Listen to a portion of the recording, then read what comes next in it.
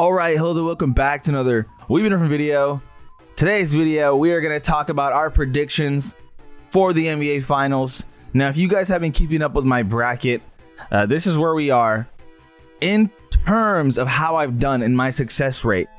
I'm actually pretty proud to announce, my success rate thus far. If you're seeing this video now, not knowing the past in my past videos, no, this is not my exact bracket. I'm going to break down my first round predictions. I was 6 of 8. I had everything right except I had the Clippers in 7 and the Nuggets 1. I had the Lakers in 5, the Timberwolves 1 and 5.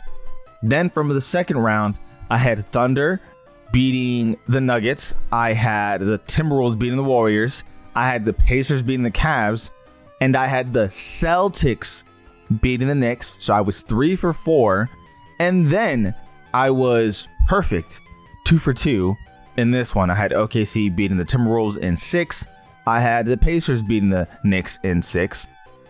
Thunder 1 and 5. Pacers 1 and 6. Going off from my original prediction, I had the Thunder winning the whole thing. But here we are. The entire season of NBA coverage from me has led to this moment of being able to have this conversation with you guys on the NBA Finals. Also, a quick disclaimer for those of you wondering, what's he going to upload in the offseason? Don't worry. Once I became a full-time NBA YouTuber, like NBA only, I'm committed to it even in the offseason. I have videos planned to keep the offseason busy and steady. I also will be covering free agency. I will be talking about the draft to a certain degree. I'm going to be talking about NBA shoe deals, if there's anything crazy, new shoe releases, basically anything and everything basketball. And that is my biggest thing going into the offseason, is just staying consistent with it. Anyway, what you guys are here for, what you guys want to know. Do I still have the Thunder beating the Pacers? What is my prediction? So going into this matchup, I'm going to leave it like this for now. I mean, you know what? No, I'm not. You guys know I'm pretty high on the Thunder. So I do have the Thunder winning the whole thing. And let me explain why I believe that the Thunder will win the whole thing. Even though I've made videos about the Pacers and how I'm very much a believer in them. It's why I believe that they would beat the Cavs. Originally, I will say this. If you tune into my first bracket, I did have the Cavs. However, after seeing the Cavs be beat up, I went with the Pacers going into the second round. Or it was one game after. Regardless, I did have Pacers in that prediction video. And there's a reason why I also had them beating the Knicks. I'm very high on the Pacers too. But going into the reason why I'm going with the Thunder, let's go into the bare minimum team stats pace. You see the Indiana Pacers, you see they're only 8th in pace. Now, that doesn't really translate to playoffs because they play even, it feels like, faster and more consistent.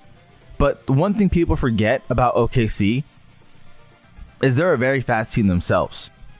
One thing that the Pacers absolutely hammered the Knicks on was rotation. The Pacers were willing to play 10, 11 guys. Knicks early on were not. Knicks had to adjust because their guys were getting tired way too quickly, and they were huffing and puffing in the fourth quarter. The Thunder will not have that problem because the Thunder, Mark Dagnall, all season long, has preached that every player is going to get an opportunity. They just got to stay ready. And when they are ready, depending on how they do, that'll obviously shape, the minutes as the season goes on.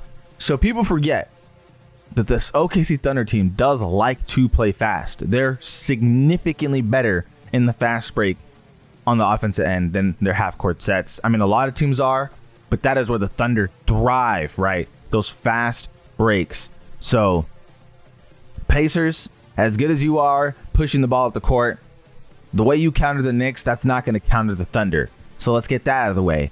The next thing is the three-pointers. I will say this. In the playoffs, it is very pivotal that every player on the court is capable of being a shooter, or it can create some weird half-court sets. When it comes to the Thunder, the only player that can shoot on their starting five is Isaiah Hartenstein, but that's a bit countered, a bit. And I say a bit, not a lot. Obviously, you prefer that he shoots. But it does help that he's at least your traditional five who is also able to have a floater, right? Him having that floater, him being someone who is able to anchor down defensively, help out a lot with the rebounds. That is a big deal for the Thunder because Honestly, they're not a great rebounding team when it comes to dealing with a lot of other lengthy teams like the Timberwolves. It's not their strong suit. But Isaiah Hartenstein really helps out and minimizes the damage. The defensive rating from the Thunder is what I want to highlight here. They were first all regular season long.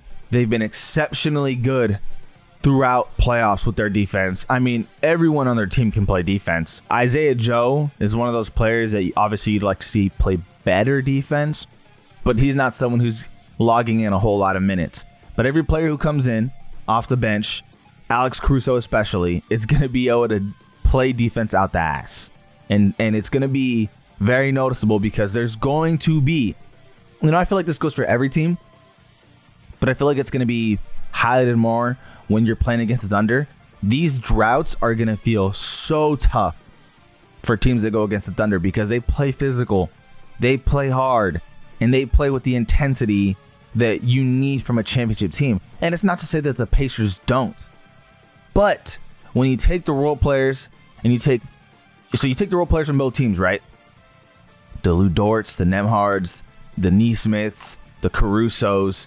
You take the role players of both teams, you have similar archetypes where these guys are high intensity players. But if you take away the role players, because even then, I would say, again, they're very similar, right? Thunder to me would be deeper. They have more of a deep rotation. But just ignoring the role players and focusing on the superstars and the starters, to me, and I think to most people, the Thunder have more firepower.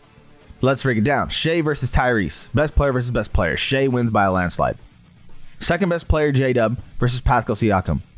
Pascal Siakam is not going to get enough respect by a lot of people because, let's be honest, not enough people watched the Pacers throughout the season.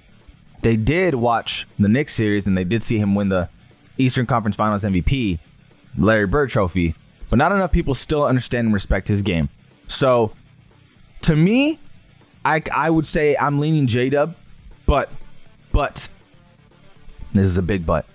Pascal Siakam's experience is insanely valuable. So you could maybe call that an even draw, if you will. Chet Holmgren, Miles Turner, if you want to say Miles Turner is the third best player. Chet is a significantly better defender. Offensively, Miles Turner was a bit up and down. I do want to, just confirm that. But if just with the eye test, he was definitely a bit more up and down than you'd like to see any player, especially of his caliber, because when you look at him, you look at a player who has been there for a long time, you really think, man, this guy's a big piece of the Pacers, and he is. But just looking at this, Game 6 against New York, 11 points. Game 5, 5 points. Game 4, 13. Game 3, 19. You see where I'm going here? It's a bit too up and down. So you'd think he'd have a bigger offensive advantage based off of the regular season, but that's not the case. Miles Turner, in my opinion, is not better than Chet. I'm not questioning the heart of the Pacers. I just think you can't have a Tyrese 6-point fucking game. You can't have an outing where you're just like, well, your superstar is not a superstar. As to where Shea, you can put Neesmith on him. You can put Nemhard on him. It's not going to make a difference. He's going to do work. That's who Shea is. J-Dub's going to have his blow-up games. The Thunder at home have been unreal. They've been blowing out teams. And to me, okay, so this is where I absolutely draw the line of this to me is the separator. So Pacers in the Bucks series, in the Cavs series, in the Knicks series, pull off miracle comebacks, right? Just miracle comebacks. I don't think that's going to happen against the Thunder, and let me break down why. Thunder learned, in my opinion, from this Nuggets series. They really learned because they had that game 1 where they absolutely just blew up on themselves. And in game 3, they were up the whole game and then just really couldn't contain things. The Thunder, to me, had become so much more disciplined. And that Nuggets series was really their grow-up series. They have guys who are so good in a half-court set. When I mean guys, I mean Shea and J-Dub. And they're, as clutch as the Pacers are, the Thunder is extremely good at limiting the opponents with their runs. Extremely good. I mean, you're talking about a team who's been consistent the entire season long, who has whooped ass the entire season long. They weren't put in clutch situations as often as other teams. So that Nuggets series, like I said, game 1 and 3, they really had to dig deep and learn and be like, okay, we got to learn from these mistakes because they're big mistakes. These are big problems. Unlike a team like the Celtics, right? Thunder do not go into a game thinking, oh, we have to shoot this many threes. Unlike a team like the Knicks, the Thunder do not go into a game saying Shea has to touch the ball for 20 seconds of a shot clock. You know what I mean? Jalen Brunson, there was a lot of ISO. Just a lot of ISO, a lot of bailing out for the Pacers defense. The Thunder just do not play like that at all. So to me, I'm going to give the Thunder in 5. I think worst case scenario 6, but I think it's going to be Thunder in 5. They're going to take game 1, game 2. Pacers might take game 3. Thunder game 4, game 5. If the Pacers take game 4 or 5, to me it's Thunder in 6. And that's just because they've been the best team all series, and I've given my reasons, and we'll see how it goes down. You know, I do absolutely admire what the Pacers have done this entire playoff run. Super clutch. But you can't get bailed out with those last-minute miracles. And against a team like the Thunder, I just don't foresee it happening. I really don't. They're the best defensive team that the Pacers will have played all playoffs long. They're the deepest team the Pacers will have played all playoffs long. And Shai Gilgeous-Alexander will have played better than all the players they have played all season long. Jason Tatum didn't play up to his standards in that Pacers series before the Achilles tear. Shai, to me, not even just to me, Shai to several people, is going to come out absolutely hooping like an MVP should, and like the best player of a championship contending team should. All in all, we'll see. Let me know what you guys think.